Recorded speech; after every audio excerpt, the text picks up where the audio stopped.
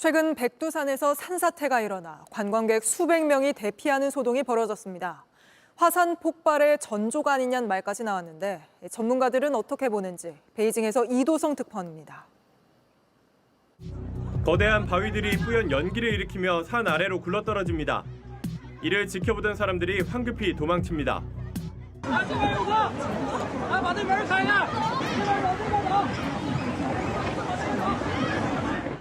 지난 21일 백두산의 중국측 구역인 장백산 풍경구에서 난 산사태입니다.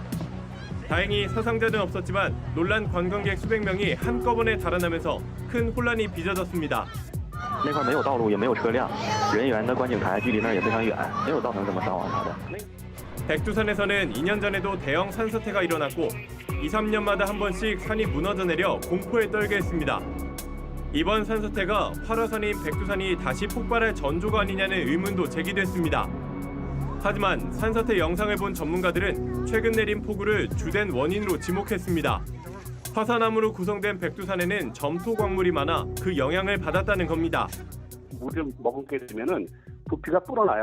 정상으로 돌아오면 다시 부피가 축소가 되고 바위 사이에 틈이 생기면은 무너져 내리게 되는 거죠.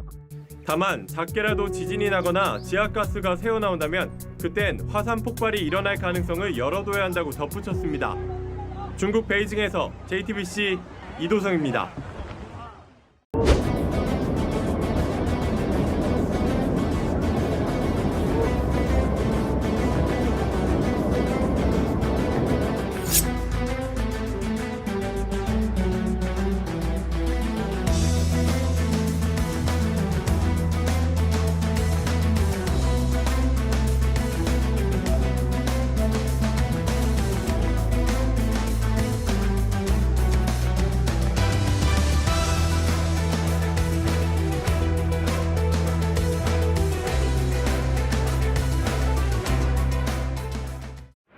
백두산은 천년 전 대폭발을 일으킨 후 지금까지 잠잠합니다. 전문가들은 현재 상태가 이어진다면 가까운 미래에 폭발할 가능성은 낮다고 보고 있습니다. 화산성 지진이나 가스는 나오고 있지만 자주 있는 일은 아니라는 겁니다. 하지만 산 밑에 마그마가 고여있는 활화산이어서 안심할 수는 없습니다. 영화에선 백두산 폭발로 함경북도에 규모 7.8의 지진이 발생합니다. 이 때문에 서울의 건물이 무너지고 시민들은 혼란에 빠집니다. 실제로는 어떤 일이 벌어질까? 백두산에서 규모 8의 지진이 발생하면 500km 이상 떨어진 서울 강남역에선 진도 4가 감지됩니다. 기상청은 진도 4의 경우 그릇과 창문 등이 흔들리는 정도로 설명합니다. 2017년에 발생한 진도 6의 포항 지진보다 약한 수준입니다. 화산이 폭발하면 용암뿐 아니라 많은 양의 화산재도 분출됩니다. 화산재는 바람을 타고 퍼지는데 기상청 시뮬레이션 결과 평상시 날씨라면 화산재는 서풍을 타고 대부분 일본으로 향합니다. 가능성은 낮지만 북동쪽에서 바람이 불면 상황은 달라집니다. 화산재가 밀려올 경우 11조 원을 넘는 큰 피해가 예상된다는 연구도 있습니다. 화산재에 포함된 유독물질 때문에 각종 질병이 퍼질 수도 있습니다. 백두산 폭발은 우리나라뿐 아니라 전 세계 환경에도 영향을 줄 수 있는 만큼 지속적인 관측과 연구가 필요합니다. JTBC 김세연입니다. 1903년 마지막으로 분화했던 백두산. 북한 과학자들이 참여한 국제공동연구진은 백두산 지하에 부분적 용융 상태인 마그마가 존재한다고 밝혔습니다. 고체가 열을 받아 액체로 녹는 현상을 용융이라고 합니다. 연구진은 지진파가 고체 상태에서는 빠르고 용융 상태에서는 느리게 움직이는 현상을 이용했습니다.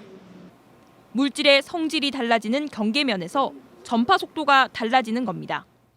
천지에서 60km 떨어진 곳에서 측정한 지진파인 P파의 S파에 대한 속도 비율은 1.76에서 1.79.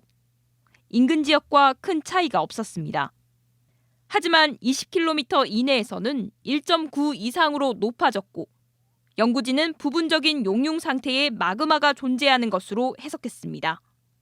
이렇게 마그마가 있는 것으로 추정되는 지역의 면적은 1256제곱킬로미터. 서울시 면적의 2배가 넘습니다. 이는 2002에서 2005년 백두산 일대에서 빈번하게 지진이 발생하는 등 불안정한 현상을 보인 것과 관련이 있다고 연구진은 추정했습니다. 이번 연구에는 북한을 비롯해 영국과 중국, 미국 과학자들이 참여해 2013년 8월부터 1년간 발생한 지진파 자료를 수집해 분석했습니다. JTBC 성화선입니다.